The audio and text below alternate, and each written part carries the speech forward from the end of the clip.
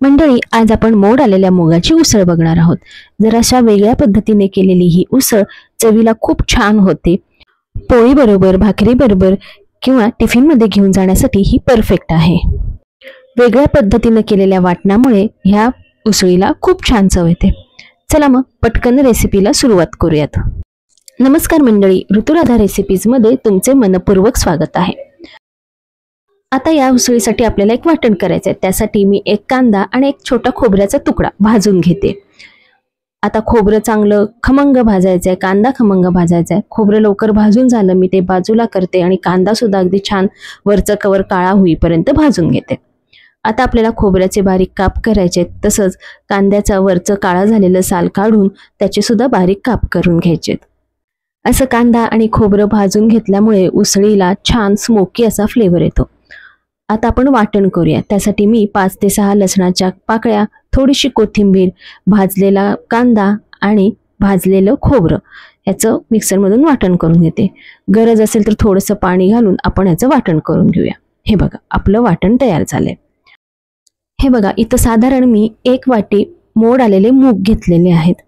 आता आपण ह्याच्याबरोबर एक बटाटा सुद्धा घेऊया। एक बटाटा स्वच्छ धुवून सालासकटच मी बारीक त्याचे काप केलेले आहेत। आता उसळ करायला घेऊया। इथं मी साधारण 2 चमचे तेल गरम केलं, त्यात मोहरी घातली। मोहरी तडतडल्यानंतर तयार केलेलं वाटण घातलेलं आहे। मस्त खमंग असं आपलं हे वाटण झालंय। आता कांदा खोबरं भाजलेलंच आहे, त्यामुळे हे वाटण तेलात परतायला जास्त वेळ लागत नाही।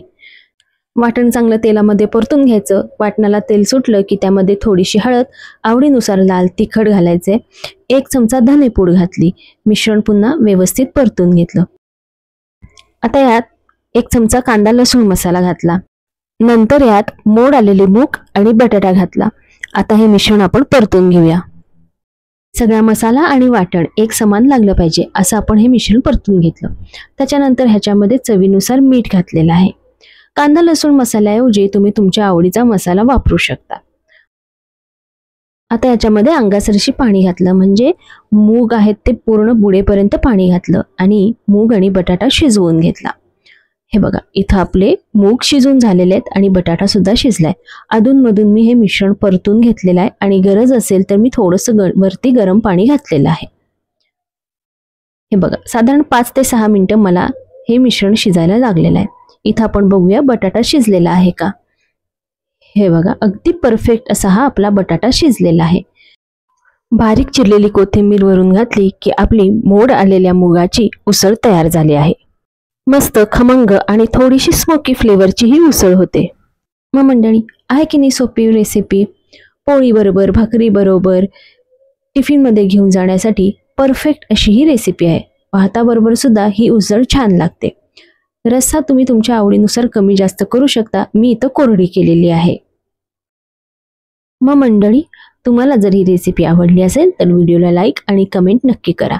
मंडळी, स्वतःची काळजी घ्या आणि असे मस्त मस्त खाण्यासाठी स्वस्त राहा आणि स्वस्त राहण्यासाठी असेच मस्त मस्त खात राहा। त्यासाठी आमचे चॅनल सबस्क्राईब करा, कारण अशा मस्त मस्त रेसिपींबरोबर जुन्या पारंपरिक रेसिपी आम्ही आमच्या चॅनलवर नेहमीच दाखवत असतो।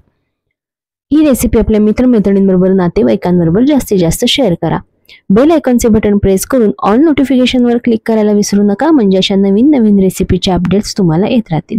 आणि ही रेसिपी शेवटपर्यंत बघितल्याबद्दल धन्यवाद।